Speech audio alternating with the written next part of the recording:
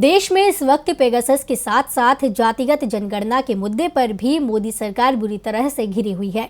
जहां एक तरफ विपक्ष सामने खड़ा है तो वहीं नीतीश भी लगातार ललकार रही हैं और अब बीजेपी सांसद ने भी जातिगत जनगणना की मांग को सामने लाकर अपने ही पार्टी की परेशानी को बढ़ा दिया है, जिसका सीधा असर उत्तर प्रदेश विधानसभा चुनाव में बीजेपी पर पड़ सकता है। जातिगत जनगणना ये मुद्दा इस वक्त सियासत का केंद्र बन गया है, जिस पर विपक्ष से लेकर एनडीए के सहयोगी तक मोदी सरकार को घेरने से पीछे नहीं हट रहे हैं। बिहार में नीतीश कुमार ने जनगणना का मुद्दा इस कदर पकड़ा कि वो विपक्ष के साथ आ खड़े हुए।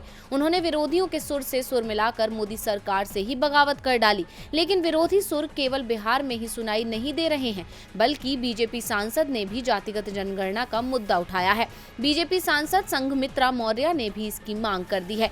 दरअसल मंगलवार को लोकसभा में जब ओबीसी आरक्षण बिल को लेकर चर्चा हो रही थी, तब बीजेपी की ओर से संघमित्रा मौर्य ने अपनी बात रखी। इसी दौरान उन्होंने कहा कि पिछली सरकारों ने जातिगत जनगणना का विरोध किया, लेकिन अब केंद्र की नरेंद्र मोदी सरकार ने राज्यों को इसका अधिकार दे दिया है। संघमित्रा मौर्य के इस बयान से खुद बीजेपी के कई लोग भी हैरानी में पड़ते दिखे। संघमित्रा मौर्य ने सदन में कहा कि कांग्रेस की जो सरकार ना कर सकी, उसे मोदी सरकार ने कर दिखाया है। पिछली सरकारों में मवेशियों की गिनती होती थी, लेकिन पिछड़ी जाति के लोगों की सही गिनती नहीं होती थी। उन्होंने कहा कि 1931 में जब जातिगत जनगणना हुई थी, तब देश में 52% ओबीसी थे, लेकिन अब किसी को कोई नंबर की जानकारी ही नहीं है। ऐसे में अगर जातिगत जनगणना होती है तो ओबीसी समुदाय को सरकारों की योजनाओं का लाभ मिलेगा। बीजेपी सांसद ने भरी संसद में ये बयान देकर विपक्ष को नहीं कोसा, बल्कि मोदी सरकार को ही फंसा दिया।